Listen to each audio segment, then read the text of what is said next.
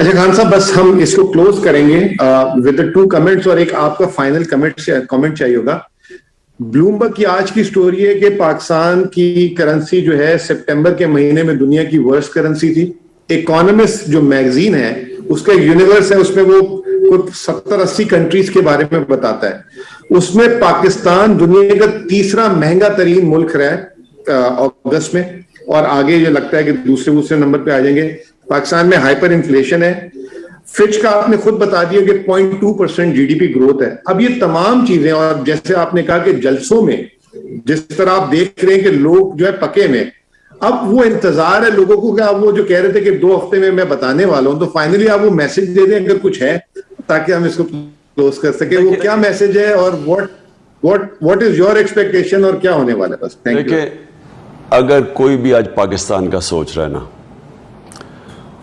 کوئی بھی اگر سوچ رہا ہے کہ اس نے پاکستان کو یہ جس دلدل میں ان چوروں نے پھنسایا پاکستان کو، میں ان کو 40 سال سے جانتا ہوں.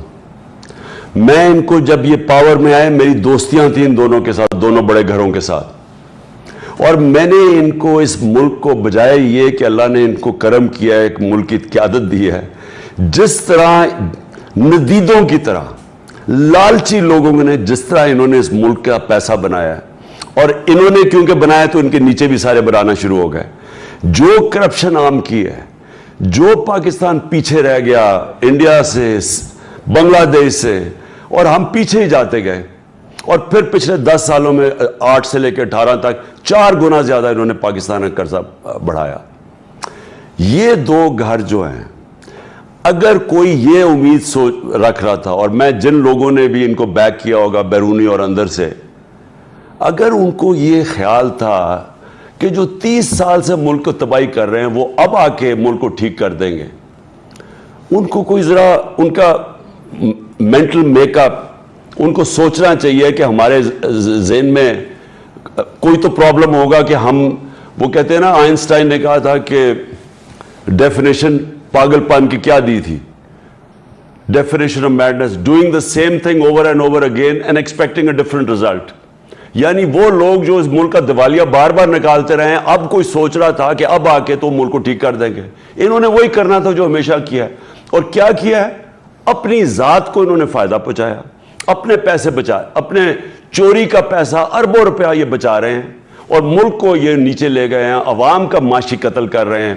اور یہ جتنی دیر ٹھہریں گے، میں آپ کو یقین دلاتا ہوں کہ جتنی دیر ٹھہریں گے، آئی ایم ایف اور نو آئی ایم ایف، انہوں نے نیچے لے کے جانا ہے ملک کو. اس لیے ایک ہی حل ہے، اور کوئی بھی مجھے بتا دے اس کے علاوہ دوسرا حل، کوئی دوسرا حل نہیں ہے سوائے فری اینڈ فیئر الیکشنز کے. اب ہم ان کو یہ کہہ رہے ہیں کہ ملک کو بچانے کے لیے آپ اس ملک میں فوری طور پہ الیکشنز کروائیں. اگر آپ یہ الیکشن نہیں کروائیں گے، یہ آپ کے سامنے ملک ڈوب رہا ہے، آپ کے سامنے یہ جو آئی ایم ایف کے پروگرام کے باوجود یہ جو روپیہ گرتا جا رہا ہے، یہ اگر اسی طرح اور اس کو روکنے کے لیے کوئی چیز ہی نہیں ہے، مارکیٹ کو ان کے اوپر کوئی کانفیڈنس ہی نہیں ہے. اور جب ایکسپورٹس نیچے جانی شروع ہو گئی، یعنی ڈالر کی انکم کم ہونی شروع ہو گئی پاکستان میں اور ریمیٹنسز کی، تو یہ گیپ تو بڑھتا جانا ہے. اور جتنا گیپ بڑھتا جائے گا، یہ جو ٹریڈ گیپ ہے یا کرنٹ اکاؤنٹ ڈیفیسٹ ہے، تو اتنا ہی روپیہ نیچے گرتا جائے گا.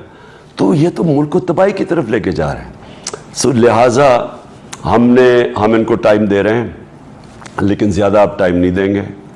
ہم انشاءاللہ ایک میرا پلان ہے، وہ میں کسی کو بھی نہیں بتا رہا، لیکن اگر انہوں نے اس وقت صرف ذاتی مفادات کے لیے، صرف اپنی چوری چھپانے کے لیے، صرف، اور جو بھی اس سسٹم کو چلانا چاہتے ہیں وہ صرف ذاتی مفادات کے لیے کر رہے ہیں، ملک کو قربان کر رہے ہیں اپنی ذاتی مفادات کے لیے، اگر یہ سمجھتے ہیں کہ ہم چپ کر کے تماشا دیکھتے رہیں گے، ان کو اس غلط فہمی میں نہیں پڑنا چاہیے.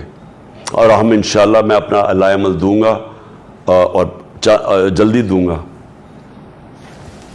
شکریہ. بس میں ویسے تو کلوز کر رہا تھا. بہت بہت شکریہ، تھینک یو ویری مچ. بس یہ ایک، جی بولو، بہت بہت شکریہ. بولو. اصل میں جو ہے ہمارے پاس ایک کیو میں بیٹھے ہوئے شعیب نظامی ARY کے رپورٹر ہیں، اور وہ کافی دیر سے ویٹ کر رہے تھے, تو ایک سوال اگر اف یو الاؤ. جی جی شعیب بولو.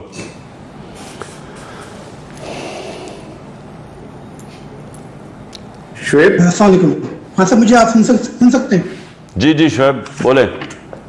سر یہ بتائیں کہ اس وقت تقریباً $13 بلین کے لاسز میں پاکستان کو فلڈ کے بعد, تو کیا اب ہم اس بات کی توقع رکھیں یا کہیں پاکستان میں اس بات کا امکان ہے کہ چارٹر اکانومی جو ہے اس کو جو ہے اس پر بات چیت کی جائے اور جو پاکستان کے بیسک مسائل ہیں ان کے اوپر جو ہے سیاست نہ کی جائے؟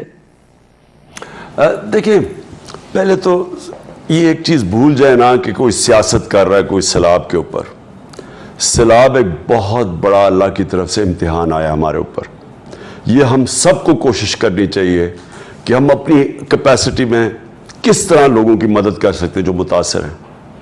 لیکن جو گراؤنڈ کے اوپر جن کی ذمہ داری وہ ہے سندھ حکومت اور فیڈرل گورنمنٹ, کیونکہ ہمارے پاس کوئی ایڈمنسٹریٹو کیپبلٹی نہیں ہے سندھ میں کوئی مدد کرنے کی.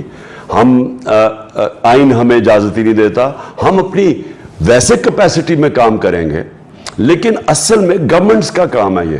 جس طرح پنجاب گورنمنٹ اپنا کام کر رہی ہے اس وقت, بڑے ہم ڈی جی خان کے اندر بہت بڑے مسئلے ہیں, راجن پور کے اندر اس وقت وہاں بھی بہت بڑی تباہی مچی ہے, اور کے پی کے اندر کئی علاقے ان کے ہیں اوپر چترال سے لے کے نیچے, اور جی بی کے اندر.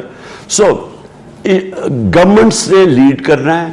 ہم اپنی طرف سے پاکستانیوں سے پیسہ چندہ اکٹھا کر کے ہم بھی مدد کریں گے, خاص طور پہ گھر بنانے میں. اصل میں تو لوگوں کو سردیاں آ رہی ہیں, لوگوں کو گھر تباہ ہو گئے.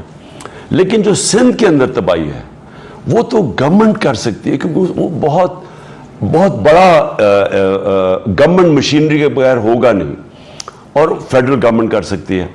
میرے خیال میں ابھی تک مجھے کوئی ان کا روڈ میپ نہیں نظر آ رہا. میرے خیال میں ان میں سیریسنی نظر آ رہی. اگر سیریسنس ہوتی تو کیا نیو یارک کسی کو جانا چاہیے تھا؟ کیا وہاں نیو یارک میں سب کو ورلڈ یو این کے اندر سارے ملک کو نہیں پتا کہ پاکستان کے اوپر عذاب آیا ہوا ہے, مشکلوں کا سامنا کرنا؟ ان کو یہاں رہنا چاہیے تھا.